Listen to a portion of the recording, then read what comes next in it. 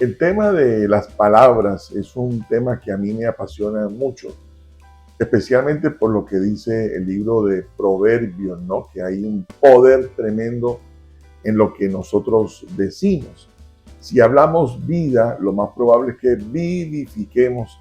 Lo más probable no, lo que dice el Señor en su palabra es que si yo hablo vida, si yo hablo esperanza, si yo bendigo, si yo uso mis palabras para decir cosas bonitas, para decir cosas correctas, para decir la verdad de la manera que hay que decir la verdad, va a tener un efecto positivo. Dicho sea de paso, en algún momento, en alguna transmisión, creo que estuvimos hablando justamente de eso, que el problema con ser sincero no es si digo la verdad, sino de la manera que yo digo la verdad. Porque la verdad sin amor va a causar una herida profunda y no va a solucionar nada. Pero si yo digo la verdad de la manera correcta para producir un efecto positivo, entonces va a producir un efecto positivo.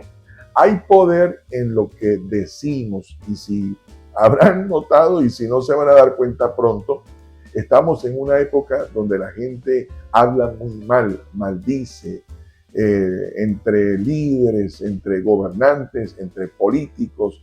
Es decir, la manera tan truán, tan agresiva como se habla, como se desacreditan las personas en todas las áreas. Hablo no solamente de quien tiene una posición importante.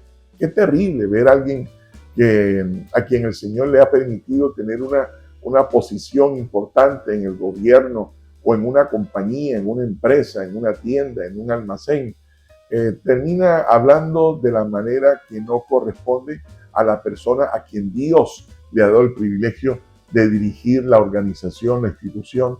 El lenguaje que hay hoy día entre estudiantes, entre compañeros de trabajo, es un lenguaje muy corrupto, muy inmoral, pero especialmente es una época de mucha desesperanza.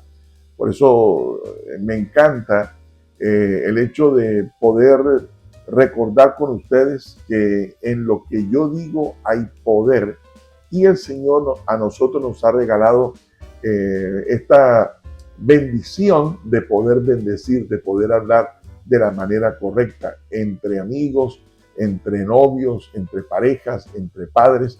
Tenemos no solamente la tremenda responsabilidad de decir las cosas de la manera correcta, sino que en nuestras palabras hay poder en lo que nosotros le decimos a los demás. Por eso hay que tener mucho cuidado entre si estamos bendiciendo o hablando bien o maldiciendo, que es hablar mal, a través de las quejas, a través del descrédito, a través de las conversaciones corruptas. Hay que tener muchísimo cuidado. Mire, Hebreos capítulo 11, una de las cosas que me inspira muchísimo a tomar la decisión de seguir el consejo de Proverbios, de hablar siempre de la manera correcta, nos lo enseña lo que aquí dice en relación a la fe de Abraham, porque dice que Hebreos 11, Abraham bendijo a su hijo Isaac, Isaac bendijo a su hijo Jacob, Jacob a José y José también anunció, declaró cómo sería el futuro de sus generaciones.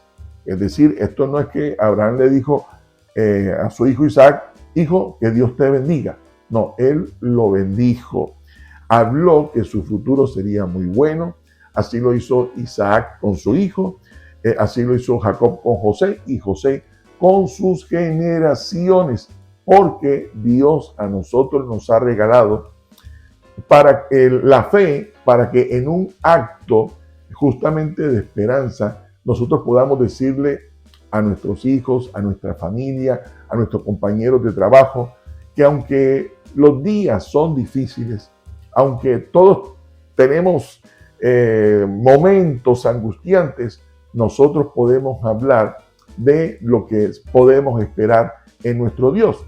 Cosas como, hijo, hay escasez, pero el Señor nos va a ayudar. No has conseguido empleo, pero el Señor te va a abrir la puerta correcta.